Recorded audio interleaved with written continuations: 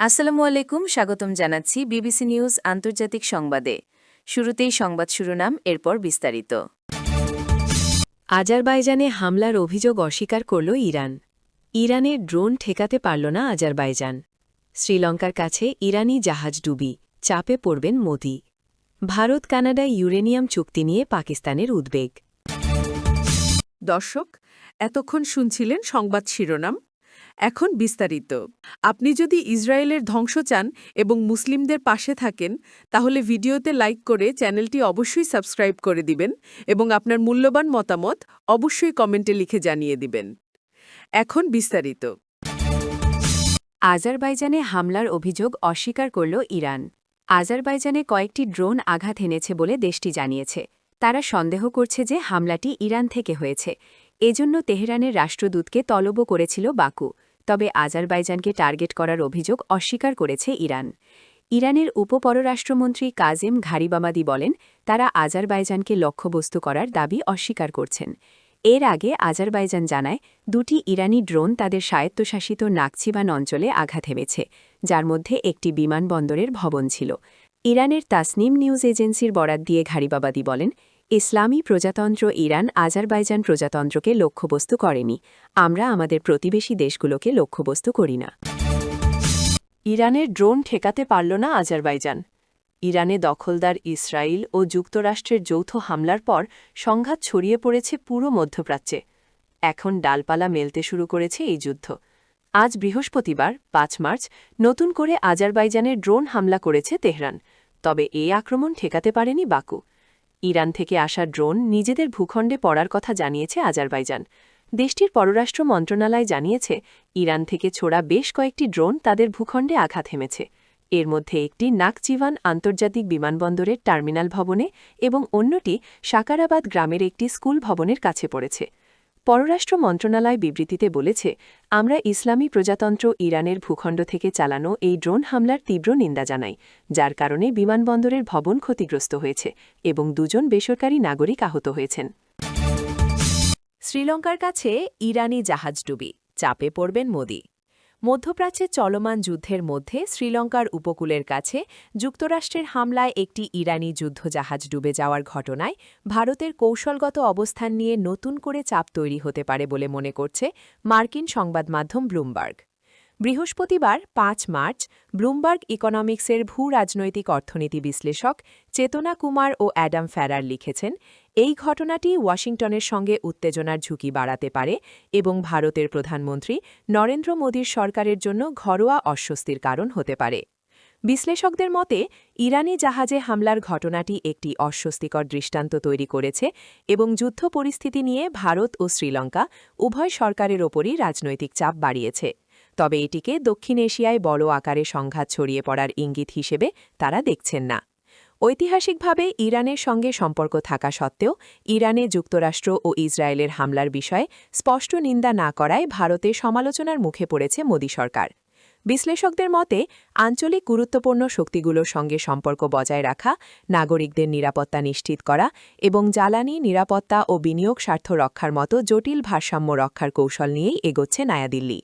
এদিকে যুক্তরাষ্ট্রের সঙ্গে ভারতের সম্পর্ক বর্তমানে নানা কারণে পরীক্ষার মুখে রয়েছে। কঠিন শুল্ক আলোচনা এবং প্রেসিডেন্ট ট্রাম্প প্রশাসনের সঙ্গে করা বাণিজ্য চুক্তি বাস্তবায়ন নিয়ে অনিশ্চয়তা পরিস্থিতিকে আরও জটিল করেছে। ঘটনাটি যেহেতু শ্রীলঙ্কার একচেটিয়া অর্থনৈতিক অঞ্চলের কাছাকাছি ঘটেছে, তাই প্রকাশ্যে কিছুটা দূরত্ব বজায় রাখার সুযোগ পাচ্ছে নয়াদিল্লি। তবে ভারত ও শ্রীলঙ্কা যেখানে নিয়মিত যৌথ টহল পরিচালনা করে, সেই এলাকায় একটি মার্কিন সাবমেরিনের উপস্থিতি ভারতের কৌশলগত মহলে উদ্বেগ বাড়াতে পারে বলে ধারণা করা হচ্ছে। শ্রীলঙ্কা কর্তৃপক্ষ জানিয়েছে, ইরানের ফ্রিগেট IRIS দেনা বুধবার দেশটির উপকূলের কাছে ডুবে যায়। এতে ৩২ জন নাবিককে জীবিত উদ্ধার করা হয়েছে আর শতাধিক নাবিক নিখোঁজ বা নিহত হয়েছেন। যুক্তরাষ্ট্রের প্রতিরক্ষা মন্ত্রী পেট হেগসেথ জানিয়েছেন, আন্তর্জাতিক জলসীমায় একটি মার্কিন সাবমেরিন জাহাজটিকে ডুবিয়েছে। দ্বিতীয় বিশ্বযুদ্ধের পর এই প্রথম কোনো মার্কিন সাবমেরিন ভূপৃষ্ঠে থাকা জাহাজে সরাসরি হামলা চালাল। উল্লেখ্য, চলতি বছরের ফেব্রুয়ারিতে যুদ্ধজাহাজটি ভারত সফর করেছিল। সেই সময় যুক্তরাষ্ট্র ও রাশিয়া সহ প্রায় ৪০টি দেশের নৌযানের সাথে একটি আন্তর্জাতিক ফ্লিট রিভিউতে অংশ নেয় জাহাজটি।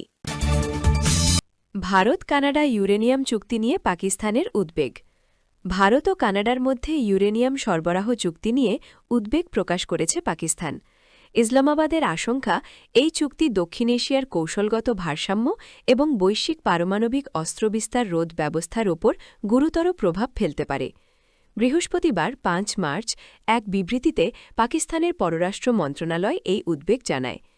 এর আগে কানাডার প্রধানমন্ত্রী মার্ক কার্নি ভারত সফরে গিয়ে ভারতের প্রধানমন্ত্রী নরেন্দ্র মোদীর সঙ্গে বৈঠক করেন। বৈঠকে দুই দেশ অর্থনৈতিক ও কৌশলগত সহযোগিতা জোরদার করার বিষয়ে একমত হয়, যার মধ্যে বেসরকারি পারমাণবিক সহযোগিতাও রয়েছে।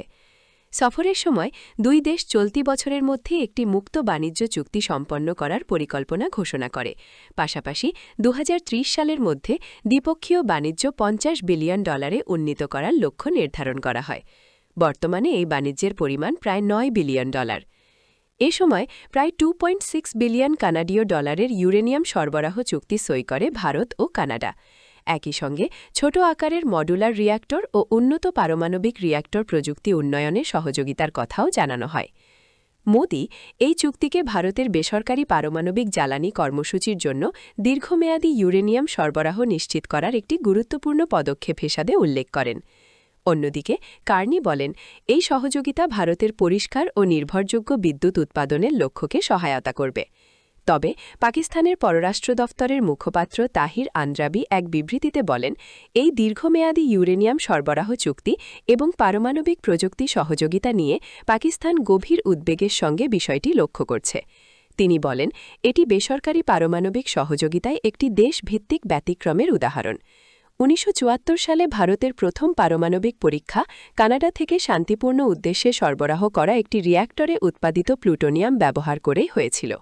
সেই ঘটনার পরই গঠিত হয়েছিল নিউক্লিয়ার সাপ্লায়ার্স গ্রুপ। পাকিস্তানের দাবি, যে দেশের কার্যকলাপের কারণে বৈশ্বিক পারমাণবিক রপ্তানি নিয়ন্ত্রণ ব্যবস্থা তৈরি হয়েছিল, এখন সেই দেশকেই আবার বিশেষ সুবিধা দেওয়া হচ্ছে। পাকিস্তানের পররাষ্ট্র দফতর আরও জানায়, ভারত তার সব বেসরকারি পারমাণবিক স্থাপনাকে এখনও IAEA-এর তত্ত্বাবধানে আনেনি এবং নতুন চুক্তিতেও সে বিষয়ে কোনো বাধ্যবাধকতার প্রতিশ্রুতি নেই। ফলে কিছু স্থাপনা আন্তর্জাতিক পরিদর্শনের বাইরে থেকে যাচ্ছে। মুখপাত্র আরও প্রশ্ন তোলেন, চুক্তিটিতে পারমাণবিক অস্ত্রবিস্তার রোধে স্পষ্ট ও কার্যকর নিশ্চয়তা রয়েছে কিনা এ বিষয়টি এখনও পরিষ্কার নয়। পাকিস্তান সতর্ক করে বলেছে, বিদেশ থেকে নিশ্চিত ইউরেনিয়াম সরবরাহ পেলে ভারত তার নিজস্ব ইউরেনিয়াম মজুদ সামরিক কাজে ব্যবহার করতে পারে। এতে পারমাণবিক অস্ত্র তৈরির উৎপাদন বাড়তে পারে এবং ভারতের পারমাণবিক অস্ত্র ভাণ্ডার দ্রুত সম্প্রসারিত হওয়ার ঝুঁকি তৈরি হতে পারে। পাকিস্তানের মতে, এ ধরনের পরিস্থিতি দক্ষিণ এশিয়ায় বিদ্যমান কৌশলগত ভারসাম্যকে আরও দুর্বল করতে পারে এবং বৈশ্বিক পারমাণবিক অস্ত্রবিস্তার রোধ ব্যবস্থার বিশ্বাসযোগ্যতাও ক্ষতিগ্রস্ত হতে পারে। এ প্রসঙ্গে পাকিস্তান পুনরায় বলেছে, বেসরকারি পারমাণবিক সহযোগিতা অবশ্যই বৈষম্যহীন ও নির্দিষ্ট মানদণ্ড ভিত্তিক হওয়া উচিত, বিশেষ করে যেসব দেশ পারমাণবিক অস্ত্রের বিস্তার রোধ চুক্তিতে স্বাক্ষর করেনি তাদের ক্ষেত্রে। ইসলামাবাদের মতে, এ ধরনের বাছাই করা ব্যতিক্রম বৈশ্বিক অস্ত্রবিস্তার রোধ কাঠামোর বিশ্বাসযোগ্যতা দুর্বল করে এবং আঞ্চলিক ও আন্তর্জাতিক শান্তি নিরাপত্তাকে আরও অস্থিতিশীল করতে পারে।